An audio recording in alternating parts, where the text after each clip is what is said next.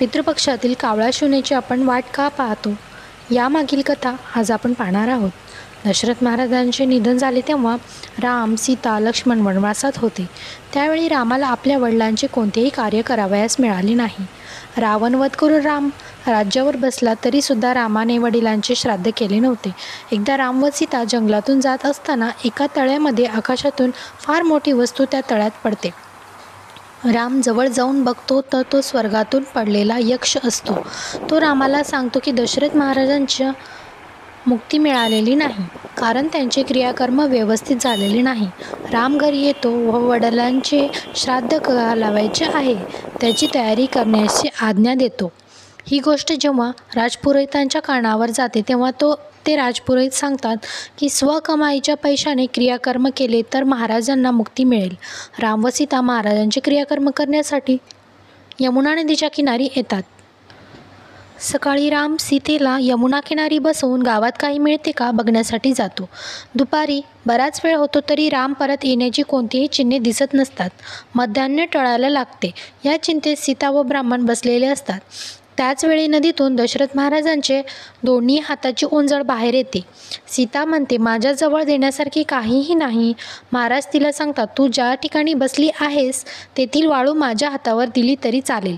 सीता त्याप्रमाणे करते व तात्काळ हात अदृश्य होतात. त्याच वेळेस राम तिथे येतो व सीतेला म्हणतो, तू हे काय केलंस? माझ्या वडिलांच्या हातावर वाळू ठेवलीस? ती म्हणते, असे करण्यात महाराजांनी सांगितले. ह्या झाडावरचा कावळा गोमाता साक्ष आहे, भिक्षुक साक्ष आहेत, यमुना माता साक्ष आहे. राम प्रथम कावळ्याला विचारतो, हे खरे आहे का? कावळा भगवान रामापुढे काही न बोलता गुपचूप बसतो. भिक्षुक, गोमाता, यमुना नदीसुद्धा शांत बसते. सर्व काही यांच्यासमोर झालेले असताना सुद्धा रामाच्या भीतीपोटी गुपचूप बसतात. सीता संतापाने म्हणते, सत्य माहीत असून सांगण्यास तुम्ही कचरताय, मला खोटी पाडतात.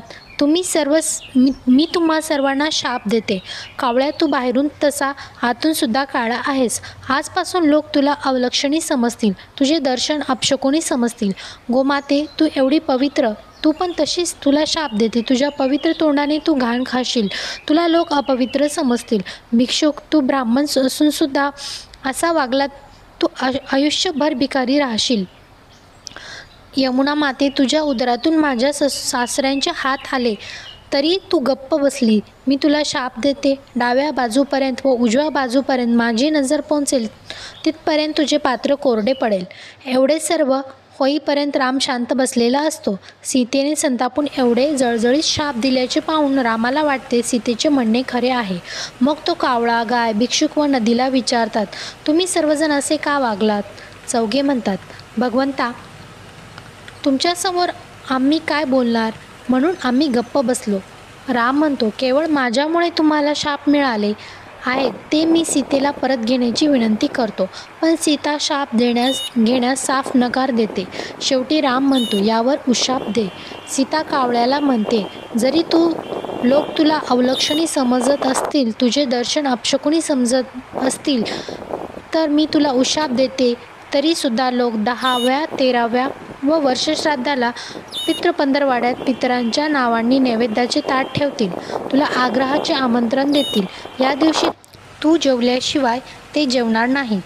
म्हणून आपण 10वीला 13व्या वर्षश्राद्धाला व पितृपंधरवाड्यात कावळा शिवण्याची वाट पाहतो. सीता गाईला म्हणते, जरी तू तोंडाने घाण खाशील, मी तुला उशाप देते की तरीसुद्धा लोक तुझी पूजा करतील, पण पाठीमागून. म्हणून गायीची पूजा किंवा नमस्कार पाठीमागून करतो. सीता भिक्षुकाला म्हणते, तू आयुष्यभर भिकारी राहशील, पण मी तुला उशाप देते. ज्या वेळेस तुझ्या घरात लग्न वगैरे कार्य निघाले त्यावेळेस तुला धर्मकार्याचे काम मिळेल व तुझ्या घरातले कार्य पूर्ण होईल. सीता यमुनेला म्हणते, उजव्या व डाव्या बाजूपर्यंत माझी नजर पोहोचते तिथपर्यंत तुझे पात्र कोरडेच राहील. पण मी तुला उशाप देते की जी लोक तुझ्या तटावर येऊन क्रियाकर्म करतील त्यांना परत क्रियाकर्म करण्याची गरज भासणार नाही. आज आपण पाहतो की यमुना नदीचे पात्र मध्यभागी कोरडेच आहे. व्हिडिओ आवडला असेल तर लाईक, शेअर आणि सबस्क्राईब करा. श्री स्वामी समर्थ.